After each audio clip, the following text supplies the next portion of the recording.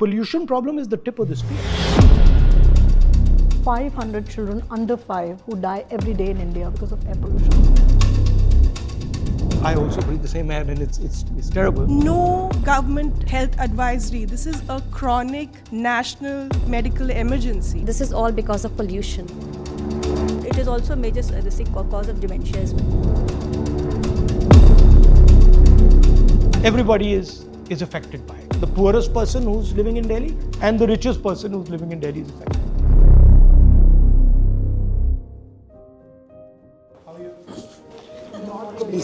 Not good. If you're not good, then you're in trouble.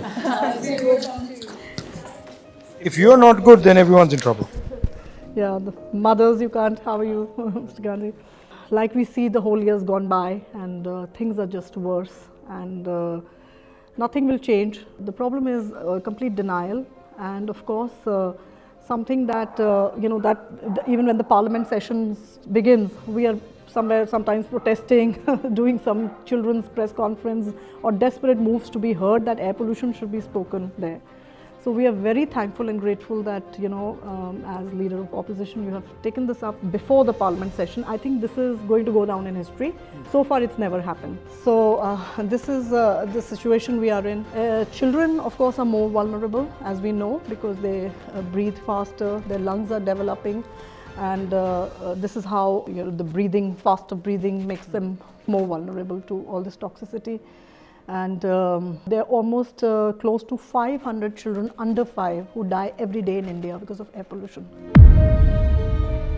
Yet, this has never been an emergency. Even if the emergency word is being named, it's mostly named by citizens and organizations and think tanks, isn't it? Not by the governments. The failure has been, one, of course, denial. Two is also only showing optics, which is, say, the previous government had a smog tower. Now you want to do smog guns, sprinklers. You are creating pollution and you want to clean it. That is not the answer. You have to prevent pollution at sources. That means the systemic changes that you have to bring in. And the systemic changes means a lot of work within the government that may not show, but it's the real work, the real intent, the real political will. So I saw changes in my son. We moved back from US when he was 5 and immediately he was not able to breathe. And for 10 years he was on nebulizer. He's 15 now. Now the fear of not being able to breathe is so much in his body that he doesn't go out to play. He doesn't want to run. He used to do skating. He doesn't want to do that because the moment he does that, the pollution is so much that even though his body has become a little bit stronger than it was before, he still faces breathlessness. And I personally talked to his doctor and I was like, the doctor said, ma'am, I cannot say this online, like in an interview, but this is all because of pollution. And he said that now in the past 10-15 years, most of the kids who are coming to me, I'm giving them nebulizer, I'm giving them steroids. Really, sir, this problem is, I'm telling you, it's horrible.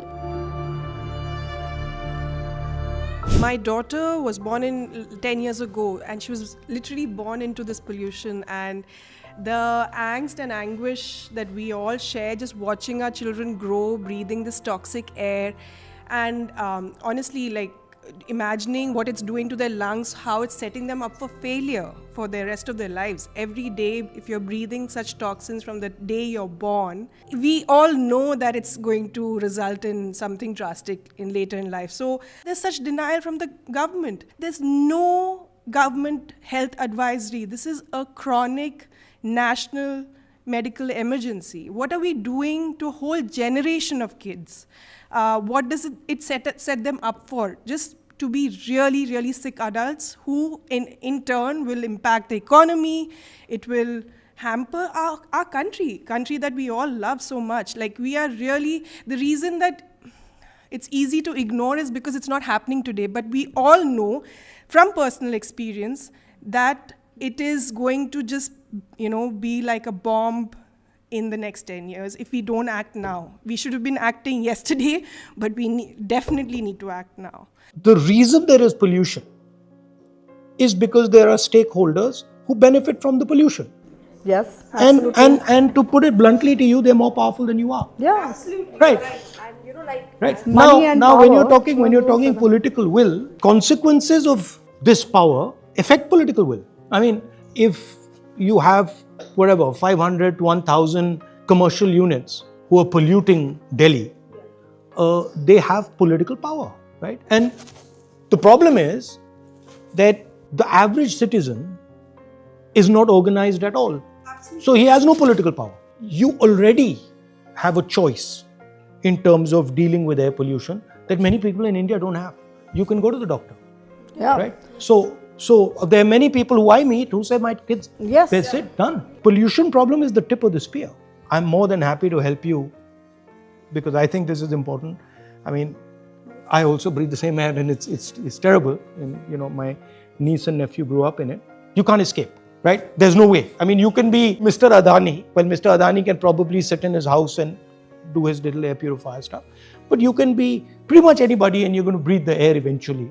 So in a sense that everybody is affected by it. The poorest person who's living in Delhi and the richest person who's living in Delhi is affected by it. You know, the health cost for the poorest is much higher. Higher. Absolutely. There's a serious equity For issue. Absolutely. A rich guy can go get a lung transplant done, but for my domestic help, she is one time still using wood because she's like, gas itna mehenga, I can't cook 2 times on a clean fuel. So even a clean fuel is not available to the majority of Indians.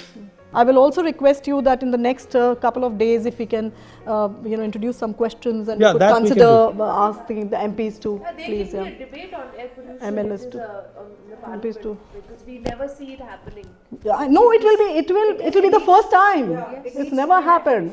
So that is Okay, so itself a then, big so thing. there would a fair goal be that let us try and organize a debate on air pollution in Parliament? Would that be a fair goal? Yes, absolutely, absolutely. Sir, it's a fight for the lives of the children, and not just children, but every citizen Also living in this senior country. citizens. Also elderlies, because the health is getting devastated at this point of time. If you are seriously thinking about organizing people around it, Yes. then tell me how you're thinking about it. You know, how you're So thinking we of just scaling had up. these protests, the last couple of protests at India Gate and one on India Gate and Jantar Mantar. But this is the biggest ever, and they were mostly mothers, And how did you teachers, get them there? doctors, because through just Through your messaging, By mobilizing. just messaging, and no organization, no name, nothing, only one mother and child poster that goes viral. This shows the emotion. There are people. Last protest that's happened and it became, very. Why would they criticize violent. this? I do But because understand. there was detentions, There was at the, detentions, of That is something regular I should be citizens raised. raising an no important one protesting point. should be detained. I'd like to add that it just not doesn't affect the lungs.